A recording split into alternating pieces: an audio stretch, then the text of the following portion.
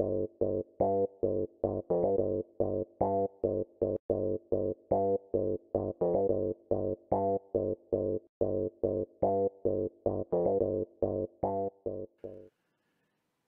sujets du Royaume de France, chers amis chevaliers, bienvenue sur la chaîne de l'aventurier catholique. Il nous faut revenir sur l'affaire Jean Michel. Alors, dans cette vidéo, je ne citerai que des prénoms, j'éviterai de citer des noms de famille et parfois je procéderai à certaines ellipses pour éviter évidemment la censure qui surviendra peut-être malgré tout parce qu'il y a des sujets extrêmement sensibles. Donc il nous faut revenir sur ce sujet car dans les milieux dits nationalistes, peu prennent la vraie mesure de cette affaire. Voilà, j'écoutais la dernière intervention de Philippe Ploncard-Dassac. Son analyse et son traitement du sujet est assez léger. Ça ne vole pas très haut et ça ne prend pas en compte toutes les implications fondamentales de cette affaire, de cette histoire, qui, si elle était avérée, s'avérerait bien plus pénétrante sur nos existences, sur la vie des Français et sur la France en général que certains semblent le penser. Voilà. Alors, je vais vous lire un commentaire qui est assez révélateur de euh, l'esprit des lecteurs du monde, on va dire, comme dirait Christian Combaz dans Campagnol. Alors donc, un commentaire sous un post de Faits et Documents, la chaîne YouTube Faits et Documents à laquelle je suis bien évidemment abonné, à laquelle je vous incite vous-même à vous abonner, qui nous parle d'une audience qui a eu lieu hier le 3 avril. Bon, voilà, concernant le procès, les audiences autour de cette affaire et frappant Natacha Ray. Voilà, c'est la première qui a abordé publiquement le dossier Jean-Michel. Donc, alors il y a quelques commentaires évidemment qui vont dans le sens, hein, qui disent tiens, panique de la justice, etc., etc. Mais il y a aussi des lecteurs du Monde dans le tas, dont un par exemple, alors Sachant Savant Chassé, voilà, qui nous dit faut vraiment avoir des problèmes existentiels dans sa vie pour se préoccuper de ce qu'il y a dans le slip des autres. Ce Xavier Poussard a dû subir des traumatismes absolument horribles dans sa jeunesse, des abus, etc. Voilà. Donc, constat accablant, c'est que beaucoup de Français, lorsqu'ils se préoccupent ou qu'ils entendent parler de cette affaire, ont ce genre de réaction. C'est de l'inversion absolument dramatique et accusatoire. Donc ceux qui se préoccupent de ce problème ont des traumatismes, ont subi des traumatismes. C'est ce qu'il faut comprendre de ce poste. Mais quid, cher ami, sachant machin là, du traumatisme de l'impétrant, du marié, de celui qui actuellement a un contrôle absolu, un pouvoir absolu sur nos existences, qui est en train de conduire la France vers une ruine définitive et vers la guerre mondiale et peut-être même nucléaire. N'est-ce pas lui le traumatisé dont il faudrait s'inquiéter, monsieur sachant machin, si l'affaire est évidemment avérée. Alors donc, parlons au conditionnel. Mais admettons qu'elle le soit. Voilà. Nous allons émettre cette hypothèse. Bon, ce qui semble avéré, hein, mais bon, l'avenir nous le dira. Moi, personnellement, en tant que complotiste champion du monde, j'adhère à cette thèse. Parce qu'elle est censée fonder extrêmement argumentée et qu'il n'y a pas derrière de contre-argumentation, si ce n'est de l'anathème, des procès, ce que vous voulez. Il n'y a rien de sérieux derrière, alors qu'il suffirait d'un tout petit geste pour dégonfler cette rumeur, entre guillemets, de la part des concernés. Bon, admettons que ce soit vrai. Ça voudrait dire que euh, nous avons un couple. Alors là, on peut réellement parler de couple, hein. Même si cette terminologie est impropre à parler d'un foyer catholique, de gens mariés devant Dieu, on n'emploie pas la terminologie couple pour cela. Couple, c'est pour les vaches, les veaux, ce que vous voulez. Donc, ce couple qui nous dirige est lié par un pacte qui ne concerne pas uniquement la vie privée. C'est une affaire qui provient de très loin, de l'enfance même du principal concerné, en fait, qui n'est pas celui qu'on croit. Voilà. Un pacte diabolique, il faut le dire. Donc, la source même de la déchéance française naît bien en amont de l'élection présidentielle de ce personnage, de l'élection de ce personnage à la tête de la France. Il s'agit réellement d'un plan ourdi par des forces diaboliques pour amener au pouvoir bel et bien des adhérents, des membres, des adeptes, des, des adorateurs du prince du mensonge, qui sont totalement à son service et qui mettent toute leur force, leur puissance, leur capacité de nuisance à son service pour détruire. Ce à quoi nous assistons, bel et bien. La France est en train de perdre pied totalement, à tous les niveaux, que ce soit économique, social, sociétal. Les gens s'épient, les gens se haïssent, les gens se détestent, l'économie s'écroule, l'industrie s'effondre, il n'y a plus de sécurité dans les villes. Il suffit de regarder Paris, j'y suis allé il y a quelque temps, mais c'est une épouvante de destruction, de casse, de crasse, euh, d'oppression dans la circulation. C'est épouvantable.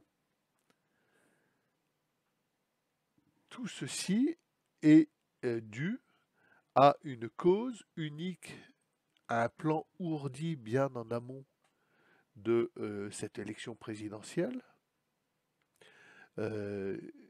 L'élection de ce petit personnage, du petit Emmanuel, est préparée par un plan machiavélique, un plan diabolique. Elle repose sur de la supercherie, peut-être y a-t-il eu le nombre de voix qui permettait cette élection, j'en doute même, sur de la fraude, au moins de la fraude journalistique, sur de la collaboration autour d'un mensonge. Tout est mensonge, tout est inversion, et nous avons là la source même de la déchéance française actuelle, de l'entrée de la France, du pays, de la nation, dans cette spirale diabolique dans laquelle nous sommes entrés, dans cette spirale qui conduit tout le monde, y compris ce petit lecteur du Monde sachant machin, là, à qui on doit ce commentaire débile d'inversion accusatoire, entrer dans une forme de désespoir. Tout le monde. Personne n'y échappe. C'est une victoire par chaos. Et donc, les implications de cette union diabolique sont énormes. Ce n'est pas juste une affaire journalistique, une révélation sur la vie privée de certaines personnes. Il s'agit, si cela, bien entendu, est vrai, d'un plan ourdi depuis des années pour nous amener dans une situation catastrophique de mort, où l'on va tuer les enfants à naître, les sacrifier, hein, c'est un grand sacrifice à Moloch. Les anciens, de manière tout à fait officielle pendant le Covid avec le Rivotril, et bientôt de manière légale à partir du mois d'avril, par l'euthanasie joyeuse, le désespoir des classes moyennes que l'on va oppresser financièrement, à qui l'on va interdire de vivre décemment avec le fruit d'un salaire, en leur imposant de travailler quasiment jusqu'au cancer du pancréas, jusqu'à 67 ans, à trimer, euh, tout en leur ponctionnant leurs économies au service d'une dette sans fond, donc sans qu'on puisse en voir le résultat, sans qu'il y ait de résultats tangibles sur notre qualité de vie par cet impôt prélevé. Tout est inversé, tout est mensonger, et il est important, les gens, de comprendre que nous avons là, si cela est avéré, la source. Ne pas chercher plus loin la source de ces dérèglements éthiques, moraux et ultimement diaboliques, hein. C'est un pacte diabolique, c'est une union diabolique. Euh, Mon ami prêtre, il parlait de sponsalité dans le mariage, d'union trinitaire dans le mariage, parce que l'Esprit Saint est entre les mariés. Et là, nous avons une inversion totale du mariage, l'ultime perversion du mariage satanique républicain, à travers ce couple qui cumule tous les mensonges et toutes les aberrations. Le mineur, son père, enfin c'est sidérant. Ça nous plonge en état de sidération. Alors bien évidemment, les gens ne peuvent accepter cela, tellement c'est improbable, tellement c'est délirant, et tellement ils pressentent les implications dans toute leur existence. Même au fin fond des campagnes, nous sommes impactés par, par ce fait, par cette abomination portée à la tête de la France. Vous le pressentez. Ça dépasse de très très très loin ce qu'on pourra nous en dire dans les médias, c'est la vie privée, ça ne nous regarde pas. Nous sommes totalement, fondamentalement impactés par cela. Et quand on voit l'état actuel de la France, qui s'enfonce dans cette spirale diabolique de déchéance à tous les étages, c'est peut-être presque une démonstration par l'absurde de la réalité de cette rumeur, qui est déjà plus qu'une rumeur, hein, c'est quasiment avéré, prouvé. Bon, les amis, voilà, il faut bien comprendre que on ne pourra pas reprendre la voie spirituelle, d'élévation spirituelle de la nation sans avoir crevé cet abcès purulent. Il faut percer l'abcès. Il faut mettre à bas ce couple répugnant, diabolique, qui n'a pas pris pouvoir là lors d'une élection, d'une première élection, mais qui est le fruit d'un complot qui vient de beaucoup plus loin. Voilà, qui surgit là, soudain, telle la bête de l'événement pour oppresser les Français. C'est gravissime. Et il faut bien comprendre que le vrai patron dans tout ça, c'est pas le gamin de 14 ans, enfin qui a plus 14 ans maintenant, mais vous voyez de qui je parle. Eh oui, oui, c'est sordide, c'est absolument sordide. Et les implications sont dramatiques pour la France et pour les Français. Dramatiques. Il ne peut rien sortir de bon et de vrai du sommet de l'État. Rien. Zéro. Absolument rien. La cause de la déchéance française est là. Elle est dans cette union diabolique, dans cette trinité diabolique, avec au sommet Satan lui-même, qui tire les ficelles et qui se repaît de nos âmes immortelles. C'est fondamental, il faut prendre conscience que il y a là un abcès à crever et qu'une fois cet abcès crevé, certaines choses rentreront dans l'ordre. Voilà. Tout autour de ce couple diabolique est mensonge. Rien n'est vrai, rien. Tout est construit sur le mensonge. On nous impose par exemple une série de pseudo-ministres, de Attal à Séjourné, en passant par Prisca. Il y avait autrefois, enfin autrefois, il n'y a pas si longtemps que ça, euh, la folle dingue là, qui écrivait des romans porno, une espèce de succube. euh, il n'y a aucune élévation vers le bien commun chez ces gens-là, aucune appétence au bien commun. Ce sont des agents du démon.